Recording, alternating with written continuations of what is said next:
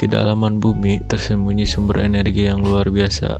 Panas yang telah tersimpan selama jutaan tahun, kini dimanfaatkan di masa depan yang lebih bersih dan berkelanjutan.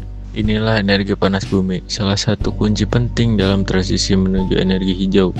Tapi bagaimana prosesnya dan seberapa besar potensinya untuk Indonesia? Peran energi listrik diantaranya: pertama, untuk menjalankan peralatan rumah tangga seperti televisi, kulkas, mesin cuci, dan kipas angin. Kedua, meningkatkan produktivitas industri untuk mengoperasikan mesin produksi sehingga meningkatkan efisien dan hasil produksi. Ketiga, alat transportasi seperti kereta listrik, mobil listrik, dan motor listrik. Keempat, untuk media komunikasi, informasi, telepon, komputer, dan internet. Dan yang terakhir, sebagai pelayanan publik, fasilitas umum seperti rumah sakit, sekolah, dan kantor pemerintahan memerlukan listrik agar menjalankan pelayanan kepada masyarakat. Pertama, panas bumi. Dalam bumi ada panas alami yang menyimpan air panas atau uap, biasanya sekitar gunung berapi atau retakan bumi.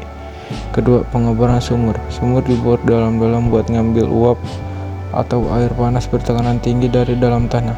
Ketiga, uap ke turbin. Uap itu langsung dipakai muter ke turbin, atau kalau masih airnya panas, dipanaskan dulu sampai jadi uap. Keempat, turbin gerakin generator. Turbin muter, generator nyala, dan disitulah listrik dihasilkan. Kelima, uap didinginkan. Setelah dipakai, uap didinginkan jadi air lagi, terus dipompa balik ke dalam tanah biar siklusnya jalan terus. Pertama, dari bawah tanah kita ambil uap panas lewat sumur bor yang dalam banget. Uap ini asalnya dari panas bumi, jadi sumber energi alami. Kedua, uap panas tadi dipakai buat muter turbin. Tekanan uap bikin turbin berputar, dan itu nyalain listrik generator buat hasilin listrik. Ketiga, setelah dipakai, uapnya dikondensasikan lagi jadi air, lalu disuntikkan balik ke dalam tanah biar sumber panasnya terus terjaga, ramah lingkungan. Keempat, listrik yang dihasilkan masih tegangan menengah, jadi harus dinaikin dulu pakai transformator step up biar bisa transmisikan jauh.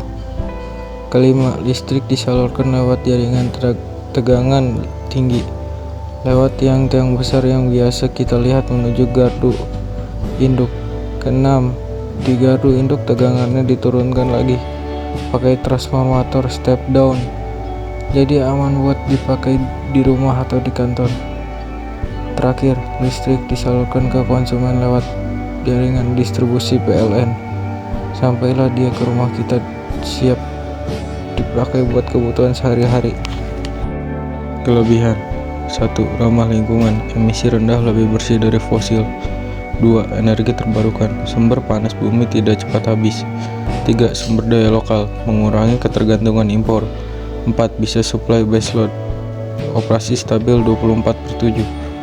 5. Jejak lahan kecil, tidak butuh area besar.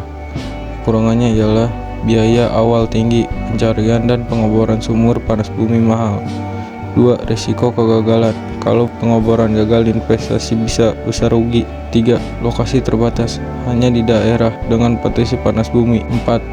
Risiko penurunan, reservoir, kalau tidak dikelola bisa turun. 5. Potensi gempa kecil, karena rekahan tanah waktu injeksi fluida. Dampak lingkungan positif: emisi CO2 rendah, hanya uap dan sedikit gas. Energi bersih dan terbarukan. Negatif: potensi emisi gas H2S, bau belerang kalau tidak dikelola. Risiko subsiden tanah, penurunan permukaan tanah. Gempa mikro karena rekahan sumur, mengubah aliran tanah kalau tidak hati-hati. Di Indonesia yaitu PLTP Wayang Windu Jawa Barat, PLTP Serula Sumatera Utara, salah satu yang terbesar di dunia. PLTP Kamojang Jawa Barat, PLTP pertama di Indonesia. PLTP Dieng Jawa Tengah, PLTP Lehendong Sulawesi Utara, PLTP Ulumbu Nusa Tenggara Timur. Sekian yang bisa saya sampaikan, semoga bisa bermanfaat. Terima kasih. Wassalamualaikum warahmatullahi wabarakatuh.